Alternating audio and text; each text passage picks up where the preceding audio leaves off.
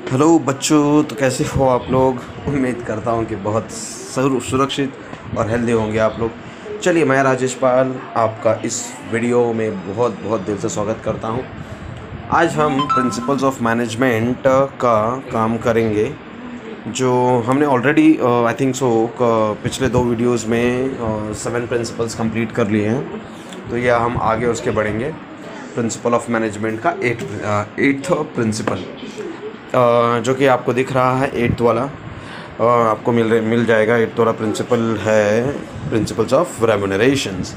देखिए, रेम्यूनरेशन का मतलब क्या होता है। रेम्यूनरेशन का मतलब होता है पगार, salary. Salary means what, wages जिसे आप कह सकते हो। जब आप काम करते हो तो आपको पगार मिलता है। अब आपको अगर मैं कहूँ, अगर आप कहीं जॉब करोगे तो आपको अगर फेयर, अच्छा, सही आपके काम के हिसाब से, आपकी कैपेबिलिटी के हिसाब से, आपके स्किल के हिसाब से, आपके औहदा मीन्स स्टेटस के हिसाब से पेमेंट दिया जाएगा, तो you will be the one of the luckiest person in the organisations और इवन इन द वर्ल्ड, मैं कह सकता हूँ। क्योंकि आप लकी पर्सन रहोगे, आपको आपकी कैपेसिटी के हिसाब से पैसे मिल रहे हैं, तो आप खुश रहोगे।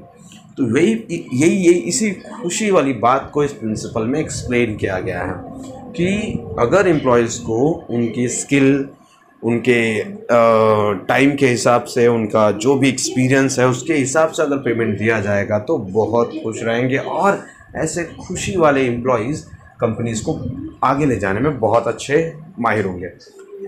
एक एग्जांपल लूँ तो one of the famous organisations in our country, that is Tata का एक बहुत ही अच्छा बात है कि वो अपने एम्प्लॉयज़ को बहुत हैप्पी रखता है। बाकी एम्प्लॉयज़, बाकी कंपनीज़ अपनी एम्प्लॉयज़ की देखभाल नहीं करते इतना जितना टाटा करता है। टाटा उन्हें अच्छी सैलरी देता है।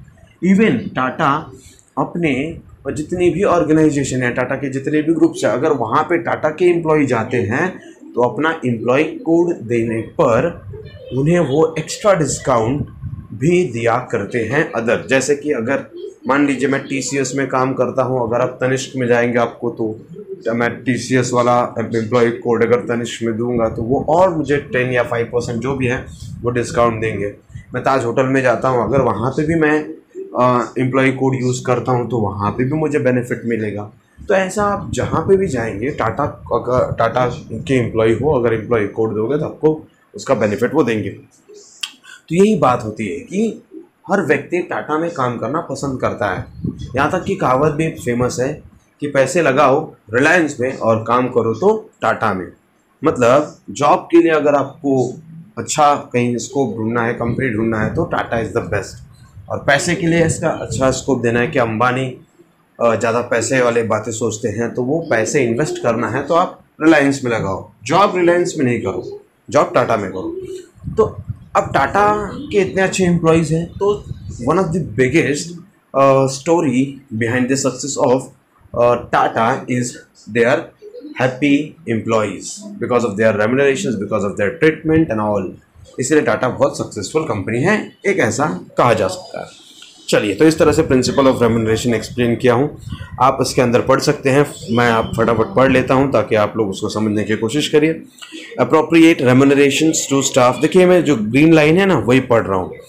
Appropriate remunerations to staff or employees is the principle to keep them satisfied financially as well as retain them for a long span of time within the organization. अच्छी सैलरीज दोगे तो उनकी फाइनेंशियल नीड पूरी होगी और वो long समय तक आपके ऑर्गेनाइजेशन में जॉब करेंगे। Fair remunerations affects on the productivity and efficiency level in the total, मतलब अगर आप उन्हें अच्छा जॉब पैसा दोगे तो वो अपना प्रोडक्टिविटी भी बढ़ाएंगे, एफिशिएंसी भी बढ़ाएंगे और इसका फ़ायदा कहीं ना कहीं कंपनी को ही मिलेगा। चलिए, प्रिंसिपल ऑफ स्केलर चेन, ये बहुत ही अच्छा प्रिंसिपल है और काफ़ी पसंदीदा मेरा प्रिंसिपल कहा जा सकता है इसे। तो प्रिंसिपल ऑफ स्केलर चेन, देखिए मैंने जो पिंक लाइन से मार्किंग की हुई है वही आपको रीड करना है, बहुत ही अच्छा पॉइंट है।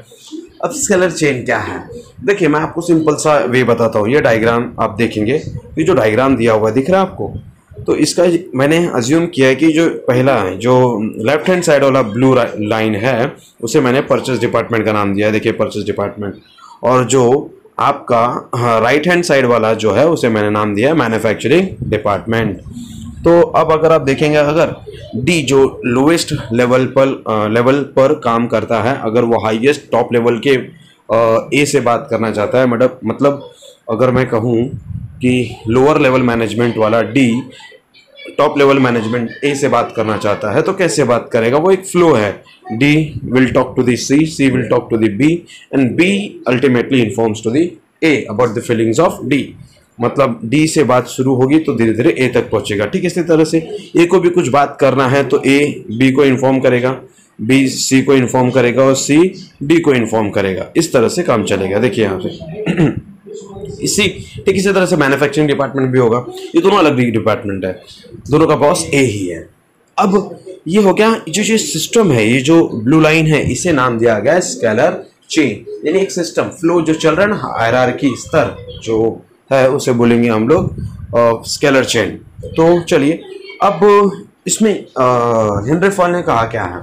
देखिए, कहा है कि हमेशा एक ऑर्गेनाइजेशन में एक स्केलर चेन होना ही चाहिए, जिसकी वजह से एक फॉर्मल वे में कम्युनिकेशन हो, top level to the lower lower level से टॉप लेवल, बीच में मिडिल लेवल भी होता है, एक फॉर्मल वे में बात हो। लेकिन ये होना चाहिए, बात सही है, but in case of emergency, अगर इमरजेंसी की सिचुएशन आए तो ये जो स्केलर चेन है, इसका एक प्रॉब्लम है, ये बहुत टाइम कंज्यूमिंग होता है, बहुत ज़्यादा टाइम लेता है। एक इन्फॉर्मेशन पहुँचाते it will take time. So but in case of emergency, अब ऐसे केस में इमरजेंसी है तो हम उसमें टाइम कम होगा, जायज़ सी बात है।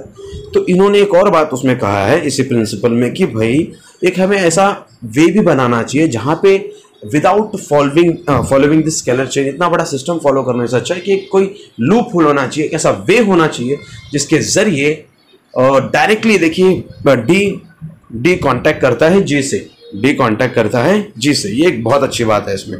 और चाहिए तो जी भी कांटेक्ट कर सकता है डी से।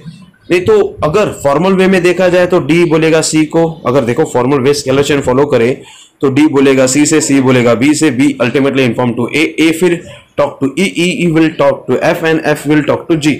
इतना बड़ा प्रोसेस होगा अगर डी और जी में बात करना हो। But in case of emergency एक ऐसा प्लेटफॉर्म होना चाहिए, एक ऐसा वे होना चाहिए जिसमें डी जी से डायरेक्टली कांटेक्ट करे। तो ये जो शॉर्टकट प्लेटफॉर्म है ना, इसको कहा गया है गैंग प्लांक। वापस बोल रहा हूँ, गैंग प्लांक। देखिए येलो वाली है वो गैंग प्लांक का नाम दिया गया, एंड ब्लू लाइन को क्या बोला गया है? Scalar chain. इस तरह से ये पूरी बातें जो मैंने आपको ओरली समझाई और इस डायग्राम के थ्रू समझाया है, यहाँ पे इन्होंने कहा है। चलिए, तो अगर आप पढ़ सकते हो तो ये प्लीज़ पिंक वाली लाइन आप पढ़िएगा, और वीडियो काफ़ी लंबा हो रहा है तो आप प्लीज़ जब पढ़िएगा तो अगर कोई लाइन ना समझे तो आप कमेंट में मुझे डेफिनेटली पूछ लीजिएगा, मैं डेफिनेटली उसे एक्सप्लेन कर दूंगा। आप केवल पिंक वाली लाइन पढ़िएगा, ठीक है। एंड इसी तरह से यहाँ पे एक मिस्टेक है, यहाँ पे जो कम्युनिकेशन है, देखिए यहाँ पे मिस्टेक जो बता रहा हूँ मैं, यहाँ पे डी से यहाँ पे पी लिखा गया था, प्रिंटिंग मिस्टेक, बट वहाँ पे जी आएगा तो जी और पी की बात है। ओके, मैंने वहाँ पे किया हुआ है क्लियर। अब नेक्स्ट प्रिंसिपल की बात करते हैं, प्रिंसिपल ऑफ ऑर्डर। यहाँ पे मैंने ऑलमोस्ट चॉकलेटी, जिसे आप ब्राउन कहते हैं, चॉकलेटी लाइन में आपको अंडरलाइन करके दिखा कि क्या कहा गया है। प्रिंसिपल ऑफ ऑर्डर, ये भी बहुत ही इंपॉर्टेंट, बहुत ही बेहतरीन प्रिंसिपल एक्सप्लेन किया है। इससे पता चलता है कि हेनरी फॉयल कितने एक्सपीरियंस पर्सन थे, और उन्होंने जितना भी अपने लाइफ में एक्सपीरियंस किया उसको उन्होंने उस बुक में लिख दिया है, जिसे मैंने आपको पहले वीडियो में एक्सप्लेन किया था। तो प्रिंसिपल ऑफ ऑर्डर क्या है? देखिए, इन्होंने कहा है इस प्रिंसिपल में कि देखिए, आप ऐसे व्यक्ति का चुनाव करिए या ऐसे व्यक्ति को ऐसे जॉब पर लगाइए जिसमें उसकी एक्सपर्टीज हो, और वो एक्सपर्टीज सही टाइम पर सही जगह पर इस्तेमाल होनी चाहिए, यानी ऑर्डर रहना चाहिए। ये ना हो कि किसको कहीं पे भी जॉब लगा दो, किसको कहीं पे भी जॉब पे रख दो, उसका असर ये होगा अगर आप अनऑर्डरली या बिना ऑर्डर के आप काम करोगे तो काम होने की जगह काम का टाइम भी जाएगा और रिजल्ट भी एक्सपेक्टेड वाला हम टारगेट अचीव नहीं कर पाएंगे। तो यहाँ पे वही कहा गया है कि ये लाइन पढ़ना पड़ेगा, मैं पढ़ के एक्सप्लेन करता हूँ। This principle is based on a place for everything and everything in its place. देखिए ये लाइन बहुत प्यारी है और आप इसे समझने की कोशिश करिएगा। A place for everything and everything in its place, मतलब ऐसा प्लेस हो कि सबके लिए हो बट सब अपनी जगह पे होना चाहिए। ये भी एक कहा गया है। Human resources and materials should be in the right place at the right time, मतलब इसमें यह भी कहा गया है कि राइट टाइम पे राइट प्लेस पर ह्यूमन रिसोर्सेज यानी लेबर यानी व्यक्तियों को काम पे रखना चाहिए। इससे क्या होगा, एफिशिएंसी बहुत ज्यादा बढ़ जाएगी, बहुत ही ज्यादा। अब आगे बात करते हैं। Human resources should be placed at right place and on right job, वही बार बार कहा गया, अलग अलग वे में बेहतरीन तरीके से एक्सप्लेन किया गया। उम्मीद करता हूं कि आपको बहुत ही अच्छे से समझ रहा होगा। चलिए अब हम प्रिंसिपल नंबर 11 पे बढ़ते हैं। आइए, थैंक यू वेरी मच। ये वीडियो मैं यहीं पे अंत करता हूँ, बाकी पार्ट का आपको नेक्स्ट वीडियो में मिल जाएगा। Thank you very much.